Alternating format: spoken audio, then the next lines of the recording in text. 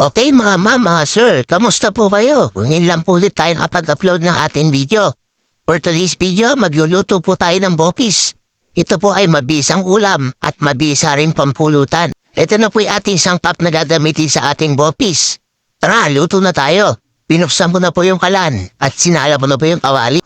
Nilagay ko na po yung aking binili na baga at litid. Yan po ay binili ko na nakachop na. Ilagyan mo na po ng 2 basong tubig. At iyan po ay papakuluan ko ng 3 hanggang 4 na minuto. Lalagyan ko lang po ito ng bawang. Lalagyan ko rin po ng luya.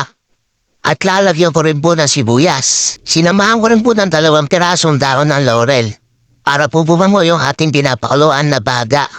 At hintayin lang po natin iminit yung tubig na nilagay natin. Pagkaraan po dyan, nilagyan natin ng suka. Para mawala yung lansa ng ating pinapakuluan na baga. Lagyan din po natin ng asin. At pag nakita nyo po na bumula na siya, tanggalin po natin yung maitim na bula. Kaya ko po tinatanggal ang bula. Pagkakaalam ko po, yan po kasi yung kanyang lansa o dumi ng ating pinapakuluan. Tama po ba ako doon o mali? Kayo po mga sir, bakit nyo po tinatanggal yung bula ng inyong pinapakuluan karne? Papalagay nyo naman po sa ating comment section kung bakit. Para po malaman ko kung ano ang tama. Yan po at hinango ko na po yung ating pinapakuluan na baga at litid. Nagsalang lang po ulit ako ng kawali, nilagyan po ng mantika at nagkisa po ako ng bawang. Sinunod ko na po yung sibuyas.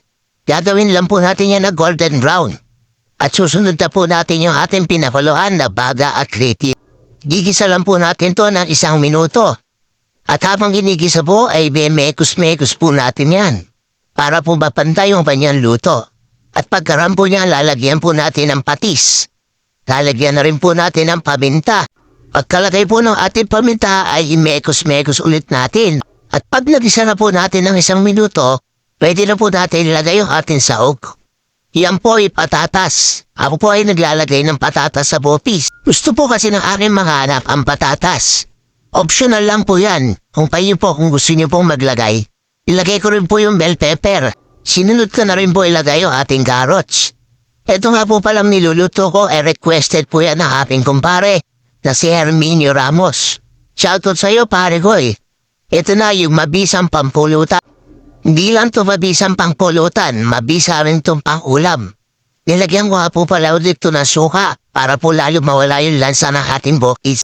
Naglagay din ako ng 2 pirasong laurel at 1 pirasong nor for cubes. At ito syempre mga sir, ang lalo magpapasarap ng ating bokis. Naglagay ako ng rino. Ito ang magpapalapot at magpapasarap ng ating bopis. Kaya nga po hindi ko nilagay lahat. Nagtira po ng pampalaman sa tinapay. Yun o, medyo gutom na kasi. At imegos-megos lang ulit natin para kumapit yung rino sa ating bopis. Naglagay din ako ng asin. At naglagay ako ng 1 basong tubig. Ito yung ating magiging sarsa na ating bopis. Ayoko kasi sa bopis yung tuyo. Gusto ko yung may pansabaw-sabaw sa kanin. Yun o. Sarsa pa lang, ulam na. At nilagay ko na po yung ating hatsuete. Yan po yung magpapaganda ng kulay ng ating bopis. At syempre, mekos-mekos ulit. Konti na lang, papain na. You know, umukulo na. At nilagay pa po ako ng konting paminta para lalong sumarap. At eto nga po, okay na po yung ating pamulam na bopis. Ahangungin ko lang po yung kalahati. Yan po yung tinatawag ko na pamulam. At yung kalahati po, yun po yung pampulutan. Ops, di pa po tayo tapos magluto. Ito po at lalagyan ko ng sili yung kalahati. Siyempre, pagpulutan, masarap, manghang. Para mabisang mabisa, you know. Kung umabot nga po pala kayo sa part ng video ito, pakilike niyo na po yung ating video. Pakishare niyo na rin po. At mag-follow na rin po kayo sa ating Facebook page. Mac-vlog lang po.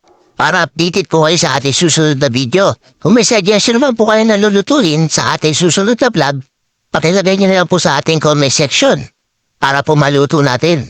Maraming salamat po sa inyong panonood. Ingat po kayo lagi. And God bless. Okay, taster, attack! Manyaman eh. Dumali!